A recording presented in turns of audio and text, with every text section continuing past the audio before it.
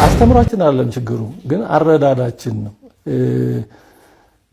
የተሰለቡ ጥቅሶች ይባላሉ እነዚህ አላግባብ የሚጠቀሱና ጠላቶቻችንን አፍ ለማስያዝ አንዳንደኛ ደግሞ ሳናቅ በተሳሳተ መንገድ ምን ተረጉማቸው አሉ። ያን አንድ ፊትን ሲመታ ሌላውን ተው የተባለ ለወንድም ነው ሲጀመር ይሉንታ ላለው ህሊና ላለው ነው። አንድ ፊት በጥፊ ይመታ ሁለተኛውን ሲሰጡለት አይደግምም እንደውም ይረከረካል መሬት ላይ ነው የሚወርቀው ምክንያቱም ህሊና አለው። ከዛ ውጭ ላለ አይደለም ያማ የሚፈልገው ሁሉን ነው ድልም አይሰጥም ወይ የሚፈልገው አንገትን ነው ወይ ሁሉን ነገር ነው። ስለዚህ ለምን እንደተባለ ኮንቴክስቱን ወይም አውዱን ካለ መረዳት ምን ለምን ተባለ የሚለውም ካለ መረዳት ይሄ ይሞት ምን መዛለን ምናምን የሚሉ በእኛም በተሳሳተ መንገድ የሚገለጹ ነገሮች ይኖራሉ። ዝም ብሎ ፍለጦ ቁረጦ አዋጣ ይሄን ግለሰብ እፎይ የሚባለውን በተገኘበት ይገደል። እፎይ ከቁርአን ውጪ ተናግሮ ከሆነ በህግ ስር ሆኖ በህግ ይጠየቃል። እንዲሁ በደፈና ፍለጦ ቁረጦ ማለት በህግ ባለበት ሀገር አዋጣ። የኢትዮጵያ ሃይማኖት ተቋማት ጉባኤ ዘለግ ያለ መግለጫን ይዞ ወጥቷል። ሰሞንኛ ሶሻል ሚዲያ ላይ የእምነት ጸብ እስኪመስል ድረስ ብዙ ግለሰቦች በሃይማኖት ተቋም ስር ሆነው ሌላውን ሃይማኖት እየወረፉ የቀረቡበትም ሁኔታ አለ። ታዲያ ለዚህ መፍትሄ ያለውን ሐሳብ አስቀምጧል። እንዲሁም ራሳቸው የሚተዳደሩበት ህጎችንም ማሻሻያ አድርጓል። ሃይማኖታዊ ንጽጽር የሚባለውም እጅግ በጣም የሰከኑ በሰል ያሉ አባቶች ስርዓትና ዲሲፕሊን ባለው ዶግማዊ ውይይት የሚያደርጉበት ነው። ሰሞኑን ግለሰቦች እያደረጉ ያሉት ነገር ልክም አይደለም፣ ተቋማዊ ይዘትና እይታ እንዲኖረው አድርጓልም ሲልም ገልጿል። እኔ የምለው የሃይማኖት ተቋማት ለምንድን ነው እነሱ ከወከሏቸው እነሱ እውቅና ከሰጧቸው መምህራን ውጪ ማንኛውም ሰው የሃይማኖት ውይይትም ክርክርም እንዳያደርግ ህግ የማያወጡት? ምክንያቱም የሃይማኖት ተቋማት ፍቃድ የሰጧቸው እውቅና የሰጧቸው መምህራኖቻቸው ናቸው ብለው ያስቀመጧቸው ሰዎች ከሆነ ውይይት የሚያደርጉት ለሚፈጠረው ለእያንዳንዱ ችግር ደግሞ የሃይማኖት ተቋማትም ግለሰቡም ኃላፊነት ስለሚወስዱ ማለት ነው። ለዛ እኮ ነው ማንም ሰው ተነስቶ ቁርአንም ይሁን መጽሐፍ ቅዱስ ይዞ መከራከር ይጀምራል። ከዛ በኋላ ምዕመኑ ከታች ሆኖ ይሰደደባል። እያንዳንዱ የተባለው ነገር ከዛ ወደ ሶሻል ሚዲያ ይመጣና ብጥብጥ ይፈጠራል ማለት ነው። የሃይማኖት ተቋማት ጉባኤ ያወጣውን መግለጫ አይተነዋል። በጣም ነው ያፈርነው። ለቤተ ክርስቲያናችን ግንባር ቀደም የሆኑ አባቶች እንዳሉ እናውቃለን። በዚህኛው ግን ምን እንደነካቸው አናውቅም። ቤተ ክህነት በዚህ ሰዓት ምን እየሰራ እንዳለ አናውቅም። ዝም ብሏል። አባቶች ልጆቻችሁ ታርደው ቢያልቁ እንኳን ምንም ግድም ይሰጣቸው አልመሰለኝ።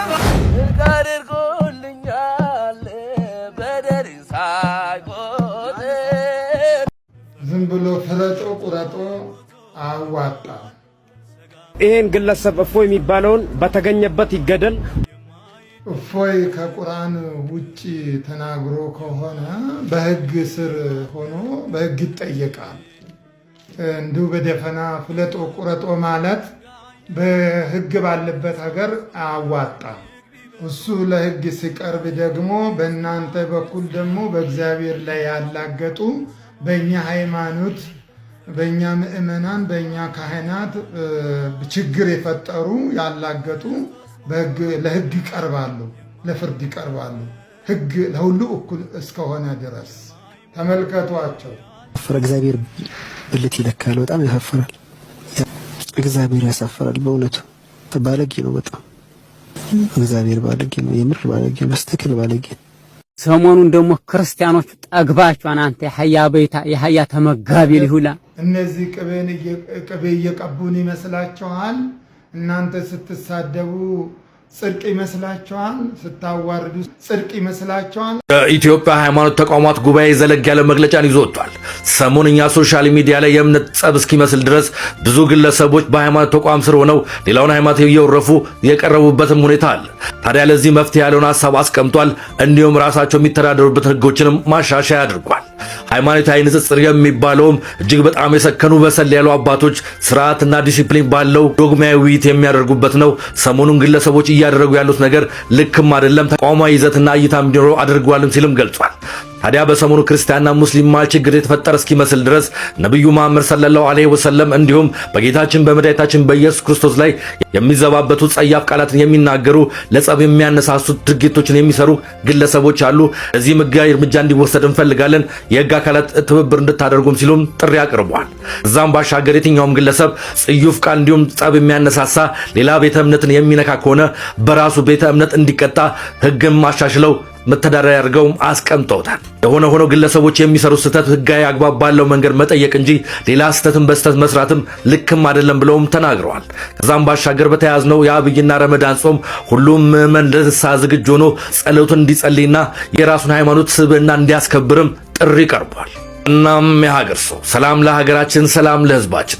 ማናችንም እንደሆነ የግላችን የምናደርገው የእምነት እንቅስቃሴ ተጠያቂ እንሆናለን እንጂ አንዱን በመወረፍ የሚመጣ ክብርም የሚመጣ እምነት አስተምሮም የለም። ስለዚህም ሁላችንም በየቤታችን ሰከን ብለን ወደ ቀልባችን ተመልሰን የራሳችንን እምነት አጠንክረን የምንሄድበትን መንገድ እንፍጠር እላለሁ። ይህ የሚኖር ህይወት ነው። ሰላም። የሃይማኖት ተቋማት ጉባኤ ያወጣውን መግለጫ አይተነዋል። በጣም ነው ያፈርነው። ለቤተ ክርስቲያናችን ግንባር ቀደም የሆኑ አባቶች እንዳሉ እናውቃለን። በዚህኛው ግን ምን እንደነካቸው አናውቅም። ቤተ ክህነት በዚህ ሰዓት ምን እየሰራ እንዳለ አናውቅም። ዝም ብሏል። አባቶች ልጆቻችሁ ታርደው ቢያልቁ እንኳን ምንም ግድም ይሰጣቸው አልመሰለኝ። በጣም ይቅርታ በታናሽነት እንደዚህ ስለተናገርኳቸው። ቢያንስ እንኳን ሌት ከቀን የምታገለግሉት ኢየሱስ ክርስቶስ በዚህ ልክ ሲዋረድስ፣ በዚህ ልክ ሲሰደብስ ማን ነው ፍትህ የሚጠይቅን? ሽሩሩ ማሙሽሩሩ ብላ አምላክን አሳደገችው ትላለህ እንዴ? ኢየሱስ ክርስቶስ አምላክ አይደለም። በመጀመሪያ ደረጃ እንደዚህ አይነት ቀልድና ፌዝ የተሞላበትን አይነት ህይወት አትኑሩ።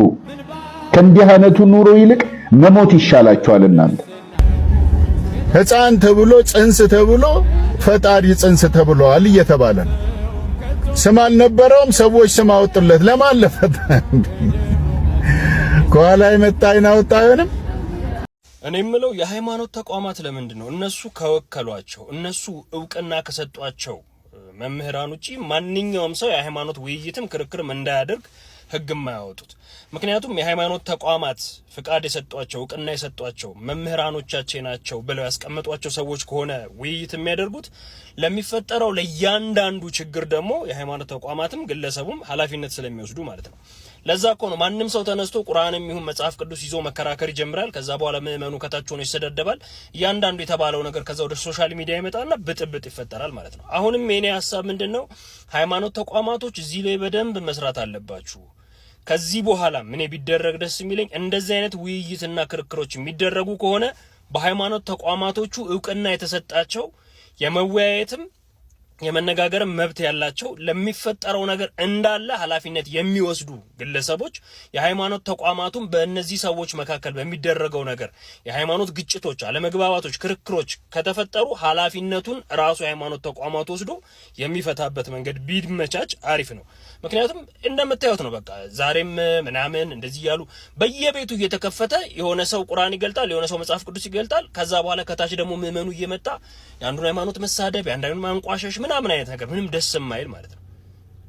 ምናልባት እኔ ታየኝ መንገድ እናንተ ካልታያችሁ አላውቅም፣ ግን እኔ አሁንም የሚሰማኝ ነገር እንደዚህ አይነት ውይይቶች ሲደረጉ ሃይማኖት በጣም ጥንቃቄ የሚፈልግ ነገር ስለሆነ በጣም በጥንቃቄ መደረግ አለበት። ከዛ ውጪ ጥፋት አጠፉ የሚባሉም ሰዎች ህግ ስላለ በህግ የሚጠየቁበት መንገድ ቢኖር፣ ከዛ በዘለለ እየተሰዳደቡ እየተነቃቀፉ መኖር ግን የትም አያደርስም። ማለት እንግዲህ ይሄንን ሰሞን አየነው፣ እንደዚህ ተባባልን አይሰለችም? እኔ ስልችት ነው ያለኝ ማርያምን። ስለዚህ የሃይማኖት ተቋማትም የሃይማኖት ህብረት ተቋምም ትላንት መግለጫም ሲሰጡ አይተናል። ሚዛናዊ የሆነው መግለጫ ይስጡ፣ ጥፋት ያጠፉ ሰዎች ሁሉ እንዲቀጡ ይደረግ፣ ህጉ ዳኝቷቸው ማለት ነው። ከዛ ውጪ ግን አሁንም ቢሆን እንደዚህ አይነት ውይይቶችና ክርክሮች ሲነሱ በጣም በጥንቃቄ ይደረግ። ኦርቶዶክሳዊ ሆኖ ኦርቶዶክሳውያንን ለሚያጠቁት ይሄ ቪዲዮ ይደርስ ዘንድ ሁላችሁም ኮፒ ሊንክ፣ ሪፖስት፣ ሼር በማድረግ አድርሱልኝ። ከሰሞኑ በእፎይ ጉዳይ እንዲሁም ደግሞ በሌሎች በቤተክርስቲያኖች ጉዳዮች ላይ ስንናገር እኔም ሆንኩ ሌሎች ወንድሞቼ እየገባችሁ የኛው የሆናችሁ ኦርቶዶክሳውያን የሆናችሁ ነገር ግን ኦርቶዶክሳውያንን የምታደነዝዙ በማይሆኑ ቃላት በመናገር ለምሳሌ እናንተ ተው ነገር የምታባብሱት እናንተ ናችሁ፣ ቀላል ነገር ነው፣ ከሌሎች ሃይማኖቶች ጋር በሰላም ኑሩ ይላል፣ ቀኝን ለመታ ግራን ስጥ ይላል እያላችሁ ማደንዘዣ ለምነዙ ከአባቶች ጀመራችሁ እንዲሁም ደግሞ ተራመምን ይሆናችሁ ሁሉ ይሄኛ የምናደርገው ነገር ቤተክርስቲያን የሚቃረን ወይም ደግሞ ክርስትናችን የሚቃረን ነገር አይደለም። በሰላም ለመጣ በሰላም ይመለስለታል። ከዛ ውጭ ግን ሞት ለሚያውጅ ግን ቁጭ ብለን ገና ተስፋ አድርገን ቀኝን ለመታ ግራ ስጥ አንልም። ምክንያቱም ቤተክርስቲያን ያን አታስተምርም። ይሄን ያልኩት ከራሴ አምጥቼ አይደለም። የቤተክርስቲያን አስተማሪዎቻችን ቤተክርስቲያን ያስተማረቻቸው ራስ መከላከል ወንድሞችን ቤተክርስቲያን እንዴት መከላከል እንዳለብን ጥዬ ቪዲዮን አሳያቸዋለሁ። እሱም ቪዲዮ ኮፒ ሊንክ፣ ሪፖስት፣ ሼር እንዲሁም ደግሞ ላይክ በማድረግ ቪዲዮን ተመልከቱ፣ ለሌሎችም አድርሱላቸው። አስተምሯችን አይደለም ችግሩ፣ ግን አረዳዳችን ነው። የተሰለቡ ጥቅሶች ይባላሉ። እነዚህ አላግባብ የሚጠቀሱና ጠላቶቻችንን አፍ ለማስያዝ አንዳንደኛ ደግሞ ሳናቅ በተሳሳተ መንገድ የምንተረጉማቸዋለሁ። ያን አንድ ፊትን ሲመታ ሌላውን ተው የተባለ ለወንድም ነው። ሲጀመር ይሉንታ ላለው ህሊና ላለው ነው። አንድ ፊት በጥፊ ቢመታ ሁለተኛውን ሲሰጡለት አይደግምም፣ እንዳውም ይብረከረካል፣ መሬት ላይ ነው የሚወርቀው። ምክንያቱም ህሊና አለው። ከዛ ውጭ ላለ አይደለም። ያማ የሚፈልገው ሁሉን ነው፣ ድልም አይሰጥም። ወይ የሚፈልገው አንገትን ነው ወይ ሁሉን ነገር ነው። ስለዚህ ይሄ ለምን እንደተባለ ኮንቴክስቱን ወይም አውዱን ካለመረዳት ምን ለምን ተባለ የሚለውም ካለመረዳት ይሄ የሞት ምን መዛለን ምናምን የሚሉ በእኛም በተሳሳተ መንገድ የሚገለጹ ነገሮች ይኖራሉ። እንዲህ አይነት ነገሮች ደግሞ ይሄ ኮምፎርት ዞንን ጠብቆ ለመኖር ይመቻሉ። በቃ እኔ ምን ቸገረኝ እንዲህ ተብሏል፣ ታገሱ ተብሏል ምናምን እያለ ስንፍናውን መንፈሳዊ ያስመስለዋል፣ ፍርሃቱን መንፈሳዊ ያስመስለዋል። አይደለም። ቤተክርስቲያን ሁሉም ትምህርት አለ፣ ትምህርተ ተግሳጽ አለ። ጌታችን ፈሪሳውያን ገስጿል። አለ ለክሙ ጸሐፍቶ ፈሪሳውያን እውራነ ልብ እያለ ልባቸው የታወረ በውጭ ስትታዩ የተለሰነ መቃብር መስላችሁ አምራችሁ የምታዩ ውስጣችሁ ግን ስስት፣ ቅሚያ፣ ክፉ ነገር ያለበት ወዮላችሁ እያለ ገስጿቸዋል።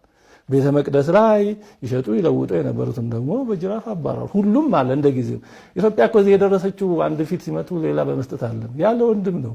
ጠላት ሲመጣ ድዋ እየዘመቱ ማይጨው እየዘመቱ በጥንት ጀምሮ ጠላትን እየተቋቋሙ ነው የኖሩት። ራስን መከላከል አለ።